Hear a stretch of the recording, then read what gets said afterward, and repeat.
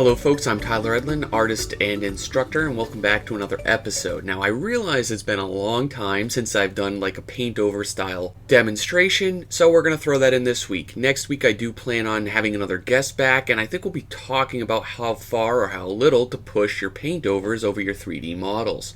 But yes, one of my patrons in the critique tier kindly is allowing me to show the demonstration publicly, so that's what we're going to go over today. But first, a word from our sponsor. And so guys, this video is sponsored by CG Cup. CG Cup is a great space where you can enhance your skills, challenge yourself, and get out of the box of habitual thinking. So in the new CG Cup season, 4 amazing masterclasses are waiting for you. So in the first one, guest speaker, my good friend and guest on the channel, TUKKER, is going to be demonstrating VR and 3D. He got a task from this randomizer to create a sci-fi take on the Mayan civilization. So he's going to break down his whole creation process, the brainstorming, and all his asset creation are waiting for you on the platform. The second guest speaker is one of my personal favorite character artists and illustrators, Evan Amundsen. In this episode, he's going to demonstrate how fantasy characters are born, step by step. A fierce and ruthless warrior. The workflow will be revealed in full detail from the first sketches to the final touches. Watch this masterclass and practice together with him. Now in this third masterclass, you'll learn the tips and tricks for perspective and concept art from an industrial designer, Robert Laszlo Kiss. Check out what Robert got from the randomizer, a post-apocalyptic concept. The world is recovering from a nuclear war, and there are new objects to aid human habituation. Now in the special fourth masterclass, they'll be going over traditional sculpting techniques for concept artists. Eric Straub is a sculptor and concept artist. He's worked with Geiger. You will learn how digital artists can benefit from techniques used in traditional sculpting. You'll see what the unusual shapes can be created with oil-based clay, and which are almost impossible to create in a digital environment. Of course, you can follow the links below the video for more information and to sign up. Alright, so my goal here is to pretty much keep this exactly the same. Same composition, same idea, overall the same layout. I will kind of tweak a little bit of the framing, but I really just want to come in here and jazz it up. I want to add a little more spice into the mix.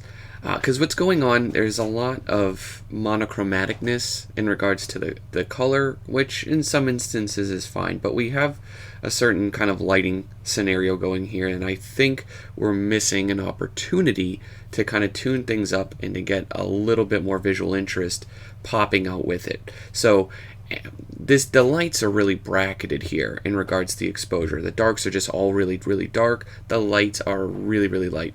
There's very little room in this current painting for the mid-tone range. So I'm going to basically add various types of elements of art in a mid-tone range. That means I'm going to add more color, I'm going to add more line and more intricate shapes using the mid-tones.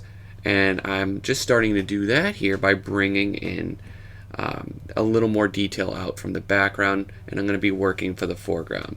So one of the best ways I like to push a two-dimensional picture, pretty much like this, is to increase the depth. The real way and the easiest way to increase depth in a painting is to enhance the amount of overlaps that are happening in a scene.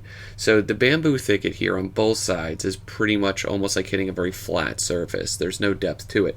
I'm bringing the depth back out of that. For me, that's going to be the lighting far in the background, poking just through the various little trees, the little bamboo trees that are, the stalks, the branches, whatever you want to call them, kind of coming up. And I'm making it a little more green in this case because I think it'd be fun to play with the warm light. I'm kind of showing a little reference there, bouncing through the cool atmosphere, bouncing through the warm instances of the bamboo itself. So it's kind of create a little more of a greenish yellow light.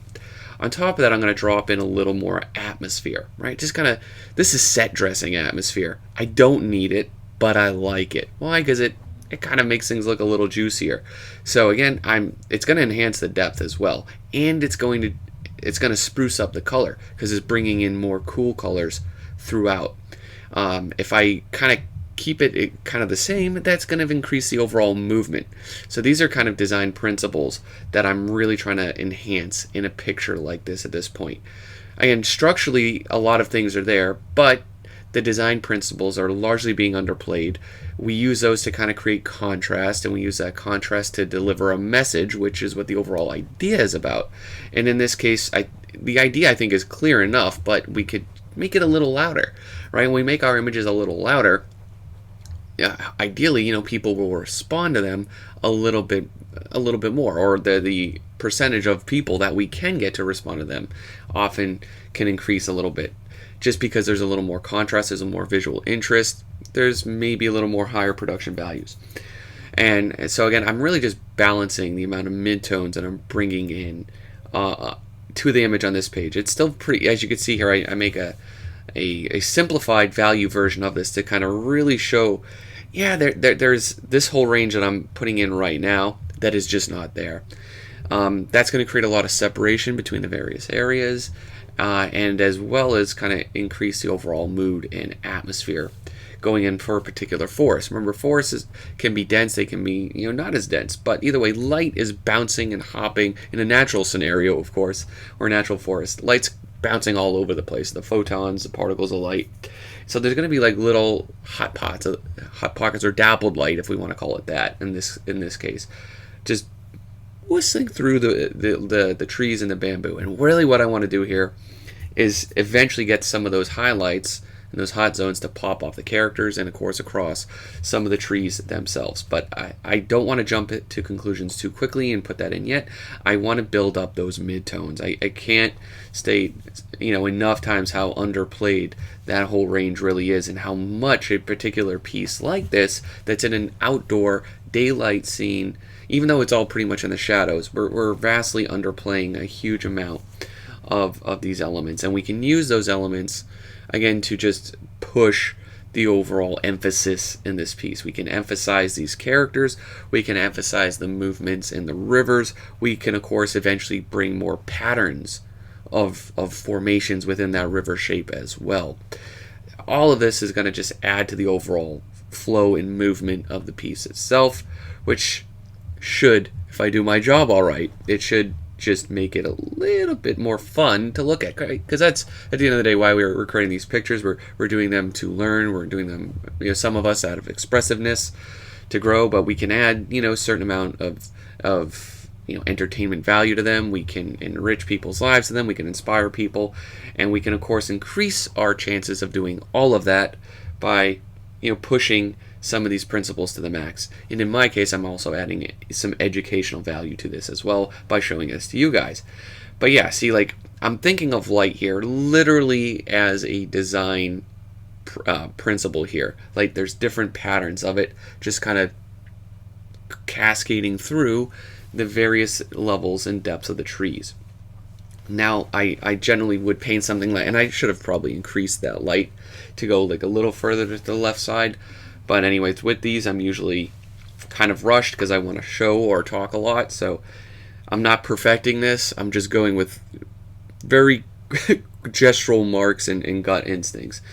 So see that the way the light now cascades, and I'm framing the character. So we're talking just basic compositional things, frame within a frame. I'm trying to frame the character here with the lighting, and it'll just kind of make that character pop out just a little bit more, especially when I actually get in there, because they have various, like, it looks like they have red samurai garbs, red ninja garbs on. We can get those to pop once they're really getting hit with some of that direct light that's just bouncing through the bamboo. So that'll be fun to kind of go in and add in momentarily. But I want to get some of these core shapes and these core silhouettes that you can see me using the selection tool here to just kind of jazz up some of those negative shapes, right? These paintings are made up and constructed with positive and negative shapes, and I try to find a good balance of all of those kind of components.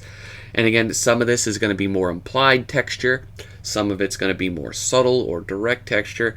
But if I go super high render with all the texture in equal amounts of focus and density throughout the piece, it's going to make it a little heavy. So again, with maybe on a personal piece, maybe on a long form painting that I'm just really doing a deep dive in, trying to crank up the highest or smallest brush count, the fidelity of all the marks, maybe I jazz up the details more.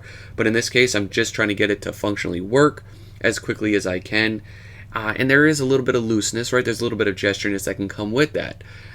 There's a lack of stiffness too that can or cannot come with that. I tend to stiffen up if the painting does when you kind of increase the brush count, or you make smaller and smaller brush strokes. You tighten the details up. The image loses a little bit of that early sketch phase magic. So that is the benefit of a scene kind of like this, is that I'm going to keep a lot of that because I'm not taking the time to tighten it up.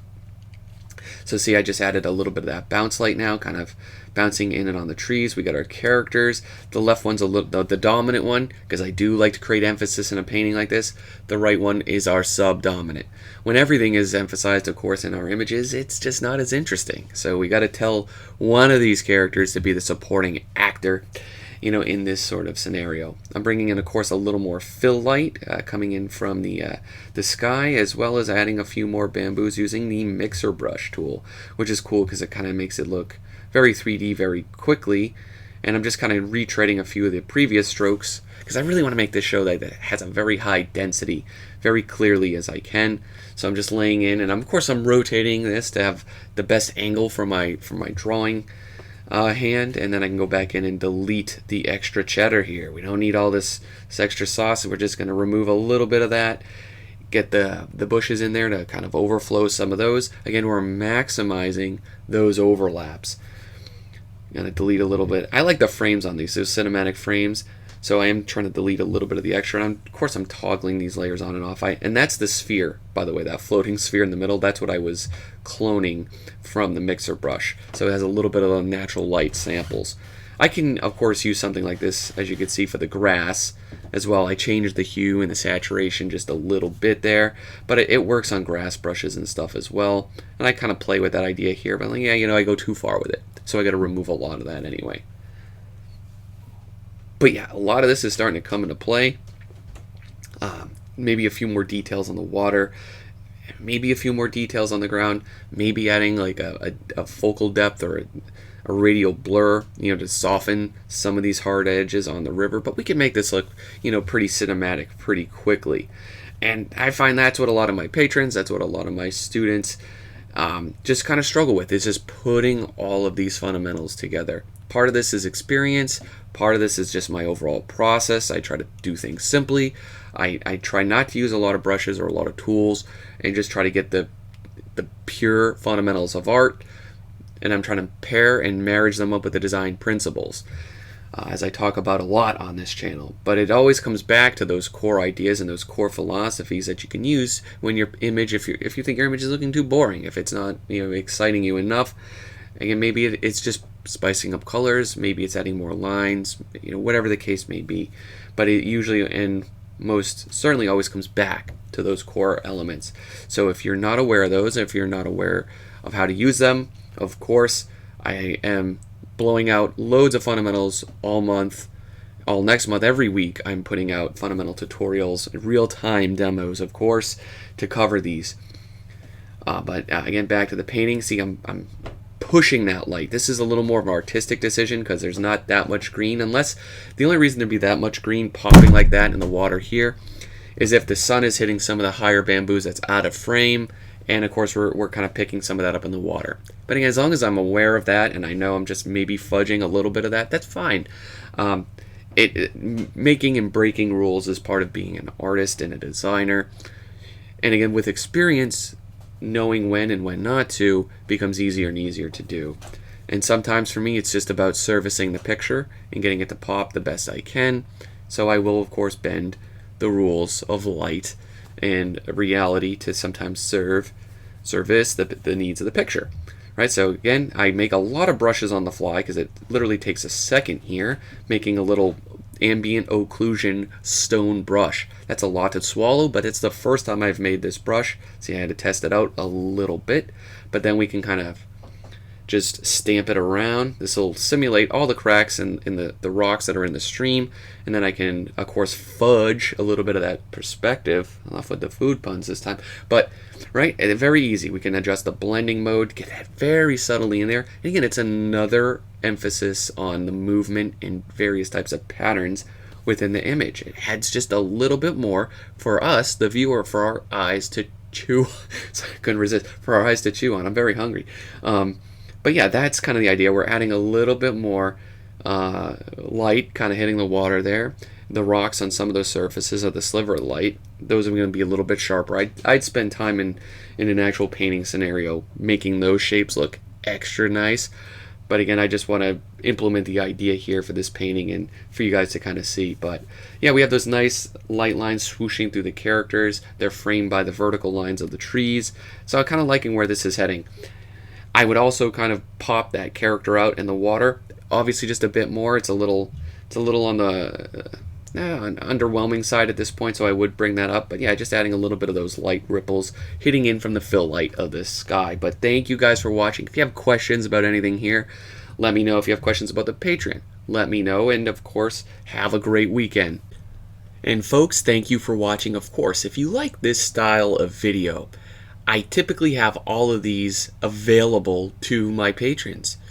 There's over 70 of these, and there's now over 70 lessons. I have links below to all of this information as well as my social medias. Let me know what sort of content you want to see in the future as well. Take care.